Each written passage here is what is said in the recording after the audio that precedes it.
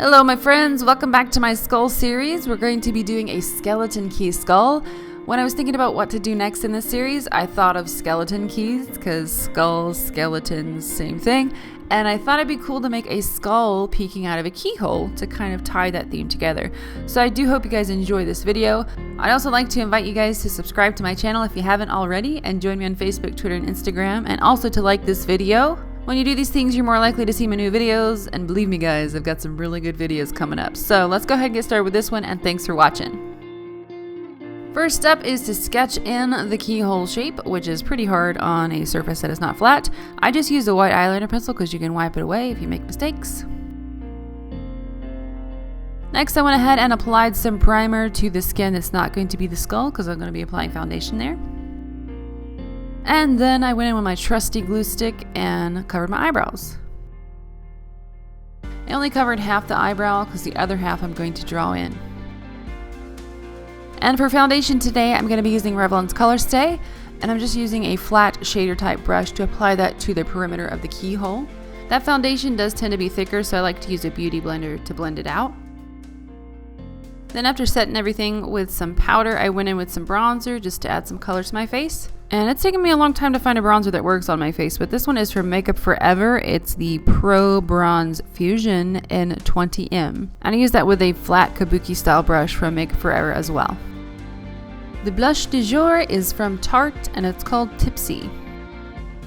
To wrap up this beauty portion of the tutorial, I just added eyebrows, and now we're going to move on into the skull.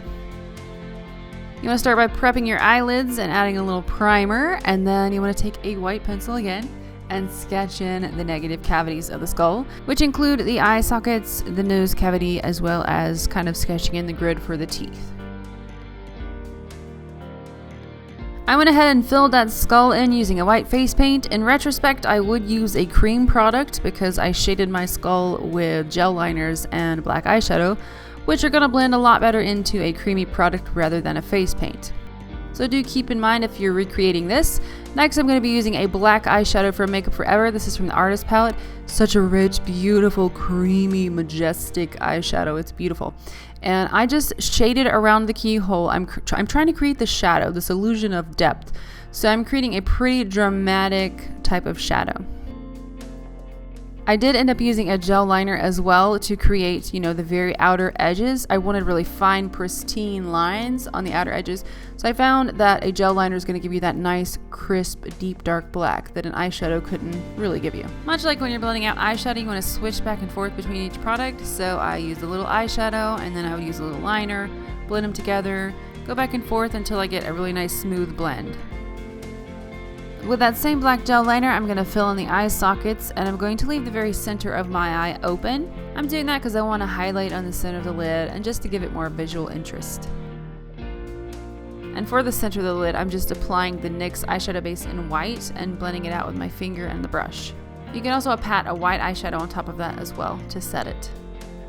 To create a lot of the fine details of this skull, I used the Trooper liner from Kat Von D. It's just a black liquid liner with a nice fine tip. Any kind of black liquid liner is going to work. And I just created lots of different details on the skull. Like I created a crack on the nose bridge, and then I brought some cracks up from the actual corner of the keyhole just to give it some visual depth and interest. And details. I like details, you guys. Details are my life.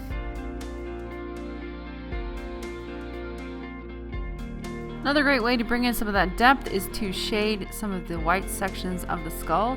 And I just used a black eyeshadow just very lightly on a brush and placed it on certain areas, especially along the nose bridge and around the top of the eye sockets. Once I was happy with that shading, I went ahead and filled in the nose cavity using the black again and started on the teeth. I like to lay my teeth down just with a white face paint first, just get the kind of general teeth shape. And then I'll go in with a darker shadow or like a gel liner and define each tooth. And then I'll start creating the divots or the tooth sockets where the teeth actually lay in the skull. And I'll start blending the shadows down from underneath the nose and blend it down into the teeth sockets. You simply repeat that process on the bottom lip, paint in those teeth, outline with the shadow, and then create those ridges. To To wrap this one up, I just added some black to the inner portions of my lips, underneath the teeth, between the teeth, to give it a shadow, like there's darkness there. And then I shaded the outer teeth a little bit with a little black eyeshadow, make them recede, make them look further back than the front teeth. And then I added black eyeliner to my waterline. And that, my friends, completes this look. I hope you enjoyed it. If you did, please give it a thumbs up and join me on Facebook, Twitter, and Instagram. Thank you so much for watching. Take care, and I'll see you soon.